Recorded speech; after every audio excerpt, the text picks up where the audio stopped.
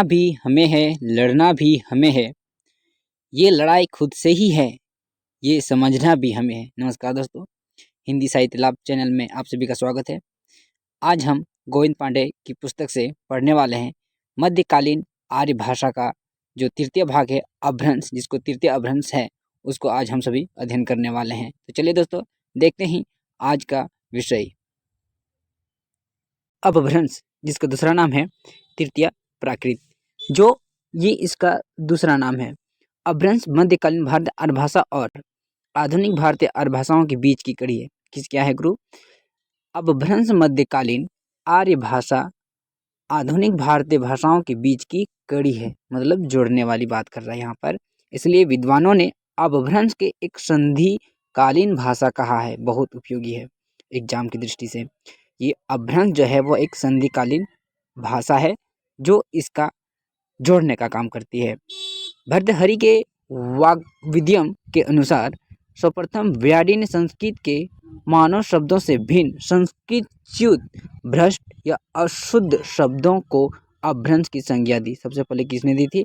वाग्भटी राज व्याधि ने दी थी। भर्तृहरि ने लिखा है कि शब्द संस्कार हीनो यो गौरवीते प्रक्षिते तब अपभ्रंश मिक्षिते विशिष्टार्थ विवेचनम। व्याधि की पुस्तक का नाम लक्ष्य श्लोकात्मक संग्रह था, जो दुर्भाग्यवश अब हमें नहीं मिलता है, जो ये हमारे लिए बहुत ही उपयोगी सिद्ध ज़्यादा नहीं है। अपभ्रंश शब्द का सर्वप्रथम प्रमाणिक प्रयोग पतंजलि के महाभाष्य में मिलता है। कहाँ मिलता है दोस्तों? पतंजलि के महाभाष्य में। बहुत ही उपयोगी है, बहुत ही उपयोगी है, जो महाभाष्य में मिलता है। पतंजलि का सर्वप्रथम उपयोग अपभ्रंश का। महाभाष्यकार ने अपभ्रंश का प्रयोग अशब्द के समानार्थक के रूप में किया। किस रूप में? अशब्द के रूप में। भूया षड शब्दा अल्प्यांश शब्दा इति एककस्य ही शब्दस्य बहवोडा भ्रंशा। अपभ्रंश के सबसे प्राचीन उदाहरण कहाँ मिलता है गुरुजी? भरत मुनि के नाट्य शास्त्र में मिलते हैं। भारत मुनि के नाट्य शास्त्र में मिलता है। कौन? अपभ्रंश का प्रयोग मिलता है, उदाहरण मिलता है, ठीक है, प्रयोग मिलता है पतंजलि के महाभाष्य में, जिसमें अपभ्रंश को विभ्रष्ट कहा। किसने कहा? भरत मुनि ने। कौन सी भाषा को? अपभ्रंश भाषा को विभ्रष्ट भाषा का। इसको नोट डाउन कर लेते हैं हम लोग भी, बहुत ही उपयोगी है एग्जाम की दृष्टि से। डॉक्टर भोलानाथ तिवारी और डॉक्टर उदय नारायण तिवारी के अनुसार भाषा के अर्थ में अपभ्रंश शब्द का प्रथम प्रयोग चंड 6ठी शताब्दी ने अपने प्राकृत लक्षण ग्रंथ में किया। कब किया? 6ठी शताब्दी में। किसके अनुसार? ये है उदय नारायण तिवारी और भोलानाथ तिवारी के अनुसार। यहाँ पर उनका प्रयोग किसने किया? अपभ्रंश का सर्वप्रथम प्रयोग चंड ने किया। अगला है आचार्य रामचंद्र शुक्ल के अनुसार, बहुत उपयोगी है। आचार्य रामचंद्र शुक्ल के अनुसार अपभ्रंश नाम पहले वल्लभी के राजा धारसेन द्वितीय शिलालेख के शिलालेख में मिलता है, जिसमें उसने अपने पिता के गुहसेन विक्रम संवत 650 के पहले को संस्कृत प्राकृत और अपभ्रंश तीनों का कवि कहा। ये बहुत ही उपयोगी है। कौन सी भाषा का कहा? संस्कृत प्राकृत और अपभ्रंश का। भामा ने काव्य अलंकार में अपभ्रंश को संस्कृत और प्राकृत के साथ एक काव्य उपयोगी भाषा के रूप में वर्णित किया है। किसमें वर्णित किया है? काव्य उपयोगी भाषा के रूप में। किसने? भामा ने। भामा का समय जो रहता है वो 7वीं शताब्दी आता है, और इसका जो रचना है वो है काव्य अलंकार। बहुत ही उपयोगी है, इसको याद रखने की जरूरत है। वो कहते हैं कि भामा कहते हैं संस्कृतम प्राकृतम चांदिया भ्रंशम इति त्रिधा, मतलब ये 3 भागों में मिलता है, 3 भाषा में। आचार्य किशोरी गवाजपेयी ने अपभ्रंश को ण भाषा कहा। बहुत उपयोगी है। किशोरीदास वाजपेयी ने कहा था। किसको? अपभ्रंश भाषा को ण की संज्ञा दी है। आचार्य दंडी ने काव्य आदर्श में समस्त वाङ्मय को संस्कृत प्राकृत और अपभ्रंश और मिश्रित इन 4 भागों में विभक्त किया है। देखिए, वो ऊपर 3 भागों में विभक्त किया था आचार्य रामचंद्र शुक्ल ने। अब ये जो है ना दंडी कवि, वो 4 भागों में इसको विभक्त करते हैं। तददत् वाङ्मयम भूयम संस्कृतम प्राकृतम तथा अपभ्रंश मिश्र चैत्य स्या अस्तुजिग्धम। आचार्य दंडी ने काव्य आदर्श के अपभ्रंश को आभीर भाषा कहा। क्या नाम दिया था? आभीर भाषा। किसने दिया था? दंडी ने। किस भाषा को? अपभ्रंश भाषा को। कौन सी पुस्तक में? काव्य आदर्श में। ये तोड़ के पढ़ने से क्या होता है कि हम सभी को आसानी से इसको समझ में आ जाएगा। आविरादि गिरथ काव्य भ्रम इति स्कृतता। अपभ्रंश को विद्वानों ने विभ्रष्ट, आभीर, अवहंस, अवहट्ठ, पटमंजरी, आवहट, औहट, औहट्टा आदि नामों से पुकारा है। किसको? अपभ्रंश को, जिसका अलग अलग नाम है। विभिन्न विद्वानों ने अपभ्रंश के निम्नलिखित भेद बोले हैं। देखिए, नमी साधी जो है वो अपभ्रंश का जो भेद बताते हैं वो 3 बताते हैं। कौन कौन से हैं? उपनागर, आभीर और ग्राम्य। कौन कौन मानते हैं? उपनागर, आभीर और ग्राम्य। मार्कांडे मानते हैं यहाँ पर नागर, उपनागर और ब्राचर। किसके अनुसार? मार्कांडे के अनुसार। याकोबी के अनुसार पूर्वी, पश्चिमी, दक्षिणी, उत्तरी 4 भेद मानते हैं याकूबी। तागरे मानते हैं 3, पूर्वी, पश्चिमी, दक्षिणी। नामवर सिंह क्या क्या मानते हैं? पूर्वी और पश्चिमी यहाँ पर मानते हैं। डॉक्टर सुनीति कुमार चटर्जी ने अपभ्रंश को भारतीय अर्थ भाषा के विकास की एक स्थिति माने। बहुत उपयोगी, एग्जाम की दृष्टि से बहुत ही उपयोगी है ये। किसने माना? सुनीति कुमार चटर्जी ने। क्या अपभ्रंश को भारतीय अर्थ भाषा का विकास का एक स्थिति माना है, कंडीशन। इनके अनुसार 6 से 11वीं शती के मध्य प्राकृत का अपभ्रंश अपना देखने को मिलता है। अपना अपभ्रंश रूप रहा होगा, जैसे मागधी प्राकृत के बाद मागधी अपभ्रंश, अर्धमागधी प्राकृत के बाद अर्धमागधी अपभ्रंश, शौरसेनी प्राकृत के बाद शौरसेनी अपभ्रंश एवं महाराष्ट्री प्राकृत के बाद महाराष्ट्री अपभ्रंश आदि आते हैं। अपभ्रंश की ध्वनियाँ कौन कौन सी हैं? अपभ्रंश की ध्वनियाँ डॉक्टर उदय नारायण तिवारी ने अपभ्रंश की ध्वनियाँ का वर्गीकरण किया। हर स्वर में आते हैं 10। कौन कौन से आते हैं? हर स्वर में आते हैं अ, ई, उ, ए, ओ। और दीर्घ में आते हैं आ, ई, उ, ए, औ। व्यंजन में आते हैं कंठ में क, ख, ग, घ, अंगा, जिसमें 4 संख्या रहता है। और तालव्य में आते हैं च, छ, ज, झ, इया, इसमें भी 4 रहता है। मूर्धन्य में ट, ठ, ड, ढ, मूर्धन्य 5 आता है। दंत्य में त, थ, द, द, दंतन न पूर्वी अपभ्रंश में 5 आता है। अष्ट में प, फ, ब, भ, म, ये भी 5। और अंतस्थ में अष्ट में जो दंत अंतस्थ में जो आता है 29 अलावा वो भी 5 आता है। उष्म व्यंजन स और ह, तो उष्म का मतलब जो उष्मा छोड़े, हवा छोड़े। व्यंजन टोटल कितनी है? 30 है। आगे अपभ्रंश की विशेषताएं, ये एग्जाम की दृष्टि से बहुत उपयोगी है, क्योंकि ये जो क्वेश्चन है अब लेंदी क्वेश्चन पूछने लगा है, जो आपको कंफ्यूज एक एक लाइन ध्यान में रखना पड़ेगा। जो अपभ्रंश को उकार बहुला भाषा कहा गया। कौन सा? उकार बहुला भाषा कहा गया है। किसको? अपभ्रंश को उकार बहुला भाषा कहा गया है। दूसरा है अपभ्रंश वियोगात्मक हो रही थी, अर्थात अपभ्रंश से विभक्तियों के स्थान स्वतंत्र प्रसर्गों का प्रयोग होने लगा था। स्वतंत्र प्रसर्गों में उपयोग होने लगा था। अपभ्रंश में 2 वचन, एक वचन और बहुवचन और 2 ही लिंग, स्त्रीलिंग और पुल्लिंग मिलते थे। किसमें? अपभ्रंश में 2 मिलते थे, स्त्रीलिंग और पुल्लिंग। अगला है अवहट अपभ्रंश का ही परिवर्ती या परिवर्धित रूप है, मतलब बिगड़ा हुआ रूप है। अवहट का अपभ्रंश का ही अवहट परिवर्तित रूप है, मतलब परिवर्तित रूप है। डॉक्टर सुनीति कुमार चटर्जी ने अपभ्रंश और आधुनिक भारतीय आर्य भाषा के बीच की कड़ी को अवहट का। मोस्ट इंपॉर्टेंट ये कथन हम सभी को लिए है कि अवहट क्या है। डॉक्टर सुनीति कुमार चटर्जी के अनुसार अपभ्रंश और आधुनिक के बीच की कड़ी को अवहट माना है। अवहट शब्द का सर्वप्रथम प्रयोग ज्योतिश्वर ठाकुर के अपने ग्रंथ वर्ण रत्नाकर ग्रंथ में किया है। किसमें? वर्ण रत्नाकर में। यहाँ तक क्लियर है हम सभी का।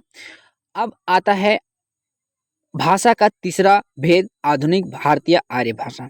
भारतीय आर्य भाषा, आधुनिक भारतीय आर्य भाषा का विकास अपभ्रंश से हुआ। किससे? अपभ्रंश से। क्वेश्चन में यूजीसी में पूछा जाता है कि भारतीय आर्य भाषा का विकास किससे हुआ, तो हम लोग देंगे अपभ्रंश से हुआ है।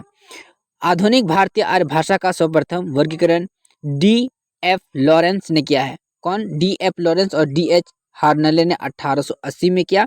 भारतीय डॉक्टर हार्नले ने आधुनिक भारतीय आर्य भाषा को 4 वर्गों में विभक्त किया है, निम्नांकित हैं। पहला है पूर्वी गोडियान। पूर्वी गोडियान के अंतर्गत आते हैं पूर्वी हिंदी, बंगाली, असमी और उड़िया। दूसरा आता है पश्चिमी गोडियान, इसमें आता है पश्चिमी हिंदी, राजस्थानी हिंदी, गुजराती, सिंधी और पंजाबी।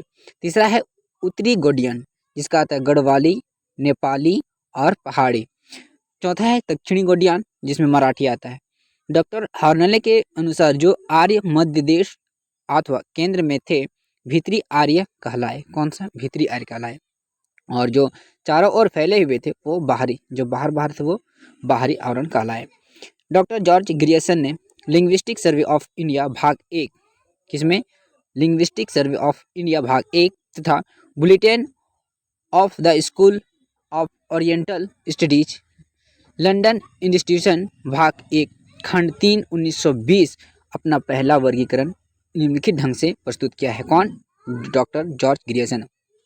पहला है बाहरी उपशाखा, जिसमें आता है उत्तरी पश्चिमी समुदाय, लहंदा, सिंधी। दूसरा में आता है दक्षिणी समुदाय में मराठी। ग में आता है पूर्वी समुदाय उड़िया, बिहारी, बंगला, असमिया। दूसरा में आता है मध्य उपशाखा, मध्यवर्ती समुदाय, पूर्वी हिंदी। भीतरी उपशाखा का आता है केंद्रीय समुदाय और पश्चिमी हिंदी, पंजाबी। दूसरा आता है गुजराती, भिरनी, खानदेशी, राजस्थानी। ख में पहाड़ी समुदाय, पूर्वी पहाड़ी, राजस्थानी, नेपाली, मध्य प्रदेशी, केंद्रीय और पश्चिमी पहाड़ी। डॉक्टर सुनीति कुमार चटर्जी कहते हैं ग्रियर्सन ने वर्गीकरण की आलोचना का ध्वन्यात्मक वर्गीकरण किया है, व्याकरणगत आधारों पर करते हुए अपना वैज्ञानिक वर्गीकरण निम्नलिखित रूप से प्रस्तुत किया है। किसने? डॉक्टर सुनीति कुमार चटर्जी ने। एक नंबर में उदीच्य, इसमें आता है सिंधी, लहंदा और पंजाबी। किसमें? उदीच्य में आता है। दूसरा में आता है प्रतीच्य, जिसमें आता है राजस्थानी और गुजराती। तीसरा आता है मध्य देशी, पश्चिमी हिंदी। चौथा में आता है प्राच्य, पूर्वी हिंदी, बिहारी, उड़िया, असमिया, बंगला। पांचवा आता है दक्षिणा मराठी। डॉक्टर धीरेन्द्र वर्मा ने डॉक्टर चटर्जी के वर्गीकरण में सुधार करते हुए अपना निम्नांकित वर्गीकरण प्रस्तुत किया है। पहला में आता है उदीच्य, जिसमें आता है सिंधी, लहंदा और पंजाबी। ये जो पढ़ रहे हैं हम सभी ये पढ़ रहे हैं डॉक्टर धीरेन्द्र के अनुसार। दूसरा है प्रतीच्य का इसका है गुजराती में। तीसरा है मध्य देशी, राजस्थानी, पंजाब, पश्चिमी हिंदी, पूर्वी हिंदी, बिहारी। चौथा है प्राच्य, जिसमें आता है उड़िया, असमिया, बंगला। पांचवा आता है दक्षिणियान मराठी और इसका मराठी इसका उपभेद में आता है। श्री सीताराम चतुर्वेदी ने संबंध सूचक प्रसर्गों के आधार पर अपना वर्गीकरण प्रस्तुत किया है, जो निम्न है। कहता है कि क में आता है हिंदी, पहाड़ी, जयपुरी और भोजपुरी। दूसरा आता है दा में, जिसमें आता है पंजाबी और लहंदा। जो में आता है सिंधी, कच्छी। नो में आता है गुजराती। एर में आता है बंगाली, उड़िया और असमिया। भोलाराम तिवारी ने क्षेत्रीय तथा संबंध अपभ्रंशों के आधार पर अपना वर्गीकरण निम्न ढंग से प्रस्तुत किया है। किसी के अनुसार? भोलानाथ तिवारी के अनुसार अपभ्रंश में आते हैं शोषणी अपभ्रंश, जिसका दूसरा नाम है मध्यवर्ती। दूसरा है मागधी, पूर्वी, जिसको कहते हैं अर्धमागधी, जिसको मध्य पूर्वी भी कहते हैं। महाराष्ट्री, दक्षिणी, जिसको कहते हैं ब्राचड़ पेशाची, जिसको पश्चिमी उत्तर भी कहते हैं। आधुनिक में इन्होंने बांटा है पश्चिमी हिंदी, राजस्थानी, पहाड़ी, गुजराती। उसमें आता है बिहारी, बंगला, उड़िया, असमिया, पूर्वी हिंदी, मराठी और जिसमें ब्राचड़ में आता है सिंधी, लहंदा और पंजाबी। डॉक्टर हरदेव बाहरी ने आधुनिक आर्य भाषाओं का वर्गीकरण इस प्रकार किया है। हिंदी वर्ग में आते हैं मध्य पहाड़ी, राजस्थानी, पश्चिमी, पूर्वी हिंदी, बिहारी। ये सभी हिंदी उपशाखाएं हैं। हिंदी से इतर मतलब अलग। हिंदी वर्ग में आता है उत्तरी, जिसको नेपाली कहते हैं, जिसमें आता है पश्चिमी, पंजाबी, सिंधी, गुजराती। दक्षिणी सिंहली, मराठी। पूर्वी उड़िया, बंगला और असमिया आता है। प्रमुख आधुनिक भारतीय आर्य भाषा की जो विशेषताएं हैं वो निम्न है, जो एग्जाम की दृष्टि से बहुत ही उपयोगी है। सिंधी शब्द का संबंध संस्कृत सिंधु से है। किससे? सिंधु से है। सिंधी शब्द का संबंध सिंधु देश में सिंधु नदी के दोनों किनारों पर सिंधी भाषा बोली जाती है।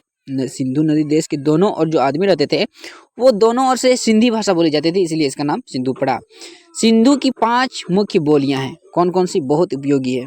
एग्जाम में पूछ सकता है कि निम्नलिखित में से कौन सी सिंधी की मुख्य बोली नहीं है। तो जब तक इसको याद नहीं रखेंगे तब तक हम लोग इसको नहीं छाड़ सकते, इसलिए इसको हम लोग विशेष तौर पर नोट डाउन करके रखेंगे। बिचौली आता है, सिराइकी, थेरेली, लासी, लाड़ी। किसके अंतर्गत आता है? सिंधी बोलियां के अंतर्गत। कौन कौन आती है? बिचौली, सिराइकी, थेरेली, लासी, लाड़ी। अगला है सिंधी की अपनी लिपि का नाम है लंडा। कौन सा है? लिपि क्या है? लंडा। किंतु यह गुरुमुखी तथा फारसी लिपि में ही लिखी जाती है। फारसी लिपि में। लहंदा का शब्द अर्थ होता है पश्चिमी। लहंदा जो शब्द है उसका क्या अर्थ होता है? पश्चिमी। इसके अन्य नाम पश्चिमी, पंजाबी, हिंदकी, जटकी, मुल्तानी, चिभाली, पोठवारी आदि इसका और अन्य नाम है। लहंदा की भी सिंधी की भांति अपनी लिपि लंडा है। मतलब जिस प्रकार से वो लंडा रहता था उसी प्रकार सिंधी का भी अपना भाषा लंडा है, जो पश्चिम में प्रचलित शारदा लिपि का एक उपशाखा है। किसका उपशाखा है? कश्मीर में प्रचलित शारदा लिपि की उपशाखा है। पंजाब शब्द पंजाब से बना है, जिसका अर्थ होता है 5 नदियों का देश। पंजाबी की अपनी लिपि लंडा थी। क्या थी? लंडा। पंजाब की कौन सी लिपि थी? लंडा लिपि थी, जिसमें सुधार कर गुरु अंगद ने गुरुमुखी बनाई। किसने? गुरुमुखी अंगद ने बनाई। पंजाबी की मुख्य बोलियां कौन कौन सी है? मांझी, डोंगरी, दोआबी, राठी, लाड़ी। पंजाबी गुजराती का इसका एक अपना मुख्य बोली था। गुजराती गुजरात प्रदेश की भाषा है। कभी गुजरात भाषा की बोली है, जिसमें इसका संबंध गुर्जर जाति से है। गुर्जर प्लस त्रा ग्रेटर देन गजरता ग्रेटर देन गुजरात, इस तरह करके इसका भाषा बना है। गुजरात की अपनी लिपि जो गुजराती नाम से प्रसिद्ध है, वस्तु तो गुजराती केथी लिपि से मिलती जुलती है। ये बहुत इंपॉर्टेंट है, एग्जाम में पूछा जा सकता है कि इनमें से कौन सी लिपि गुजराती लिपि से मिलती जुलती है, तो केथी लिपि से मिलती जुलती है। कौन सी? केथी। इसमें शिरोरेखा नहीं लगती है। किसमें? गुजराती में शिरोरेखा नहीं लगती है। जिस तरह से हिंदी में लगती है, उस हिसाब से उस तरह से गुजराती में नहीं लगती है। आगे कहता है कि मराठी महाराष्ट्र प्रदेश की भाषा है। महाराष्ट्र प्रदेश की भाषा है। इसकी प्रमुख बोलियां कौन सी? कोंकणी, नागपुरी, कोष्टी और महारी। 4 है। कौन कौन? कोंकणी, नागपुरी, कोष्टी और महारी आदि है। मराठी की अपनी लिपि देवनागरी है, किंतु कुछ लोग मोड़ी लिपि का भी प्रयोग करते हैं। क्या है? मोड़ी लिपि का भी प्रयोग करते हैं। बंगला संस्कृत शब्द बंग प्लस आल प्रत्यय से बना है। बंग प्लस आल प्रत्यय जुड़ने से बना है। यह बंगाल प्रदेश की भाषा है। नवीन यूरोपीय विचारधारा का सर्वप्रथम प्रभाव बंगला भाषा और साहित्य पर पड़ा। बंगला प्राचीन देवनागरी से विकसित बंगला लिपि से लिखी जाती है। असमी, जिसको असमिया भी, असम प्रदेश की भाषा है। कौन सा? असम देश की भाषा असमिया है। इसकी मुख्य बोली विशुनपुरिया, बहुत इंपॉर्टेंट है। असमी की अपनी लिपि बंगला है। उड़िया प्राचीन उत्कल अथवा वर्तमान उड़ीसा की भाषा है। इसकी प्रमुख बोली गंजाबी, संभाली, भतरी आदि है। उड़िया भाषा बंगला के बहुत मिलती जुलती है, किंतु इसकी लिपि ब्राह्मी उत्तरी शैली में विकसित है। तो दोस्तों, आज हम लोग देखें भारतीय आर्य भाषा का तीनों रूप, और अगला टॉपिक हम सभी लाने वाले हैं, पढ़ने वाले हैं हिंदी व्युत्पत्ति और अर्थ के बारे में, जो अगले विषय बनाएंगे। धन्यवाद।